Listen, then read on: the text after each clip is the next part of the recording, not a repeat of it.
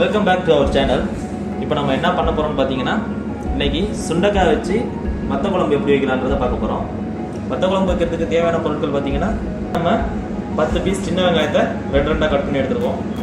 ஒரு medium size 3 பச்சை மிளகாய், ஒரு 20 பல்லு பூண்டு, 4 கத்திரிக்காய், கொஞ்சமாக கருவேப்பிலை, இது வெல்லம் லாஸ்ட்டாக நம்ம போய் ஆட் பண்ணுறதுக்காக உள்ளது, புளி கரைசல், அப்புறம் சுண்டைக்காய் பார்த்தீங்கன்னா எண்ணெயில் வதக்கி எடுத்து வச்சுருக்கோம்.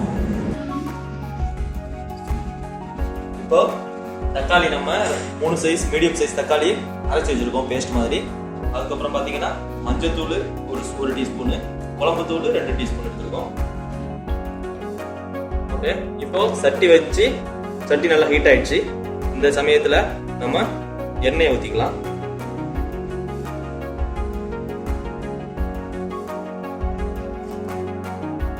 எண்ணெய் கொஞ்சம் ஹீட் ஆகட்டும்.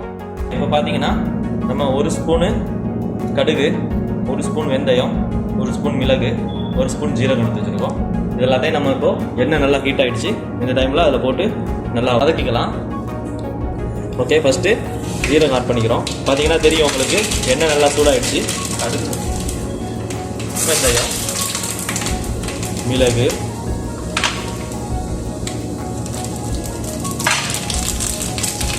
சின்ன வெங்காயம் தான் பண்ணிக்கலாம்.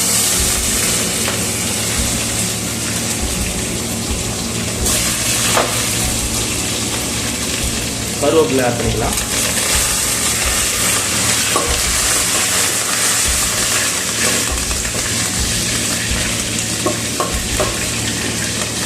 ஓகே, வெங்காயம் ஓரளவு வதங்கின பிறகு நம்ம எடுத்து வச்சுருக்க பச்சை மிளகாய் கூட ஆட் பண்ணிக்கலாம்.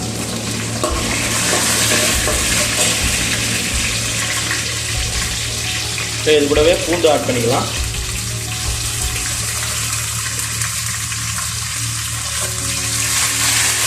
எல்லாத்தையும் நல்லா வதக்கி விட்டுக்கோங்க.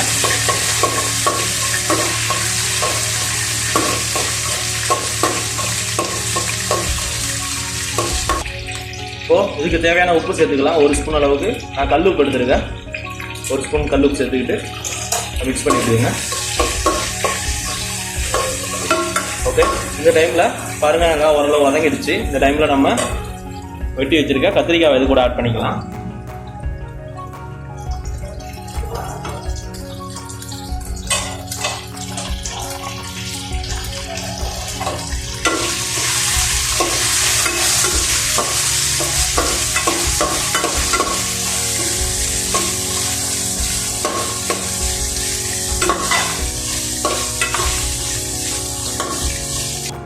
ஓகே, இந்த டைமில் கத்திரிக்காய் அரை பதத்துக்கு நல்லா வதங்கிடுச்சு. இந்த டைமில் நம்ம வதக்கி வச்சுருக்க சுண்டைக்காய் கூட ஆட் பண்ணிக்கலாம். ஓகே, நல்லா மிக்ஸ் பண்ணி விட்டுக்கலாம்.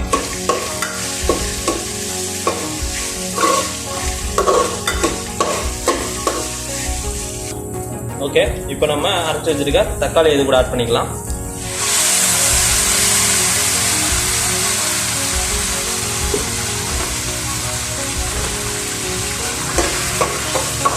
தக்காளி கொஞ்சம் பச்சை வாசனை போகிற அளவுக்கு வதக்கிக்கோங்க.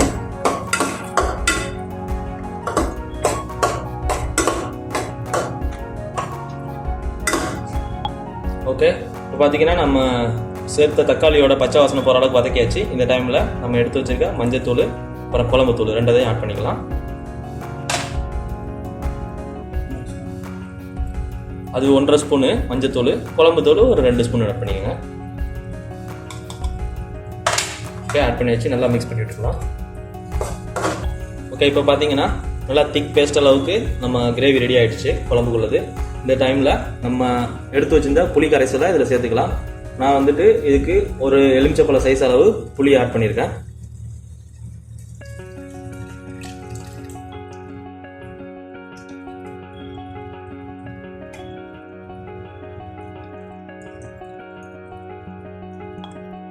நல்லா மிக்ஸ் பண்ணி விட்டுக்கோங்க.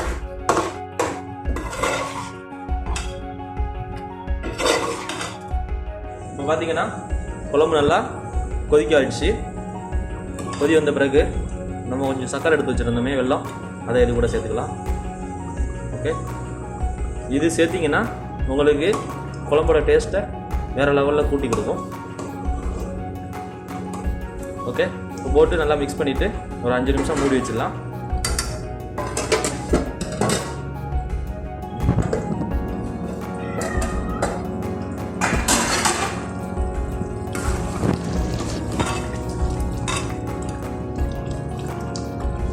ஓகே, 5 நிமிஷம் ஆயிடுச்சு. இப்போ பார்த்தீங்கன்னா ஓரளவு நமக்கு குழம்பு திக்னஸாக இருக்குது. இன்னும் உங்களுக்கு கூட திக்னஸ் வேணும்னா வத்த குழம்புன்றப்போ நம்ம கொஞ்சம் திக்காக இருந்துச்சுன்னா சாப்பிட்றதுக்கோ எல்லாத்துக்குமே டேஸ்ட் வைஸ் நல்லாயிருக்கும். ஸோ இன்னும் ஒரு 2 நிமிஷம் வச்சுருந்தீங்கன்னா நல்லா திக்காகிடும். பாருங்கள் எவ்வளோ திக்காக இருக்குன்றது. ஓகே, ஸோ நம்ம இன்னும் கூட ஒரு 2 நிமிஷம் மூடி வைக்கலாம்.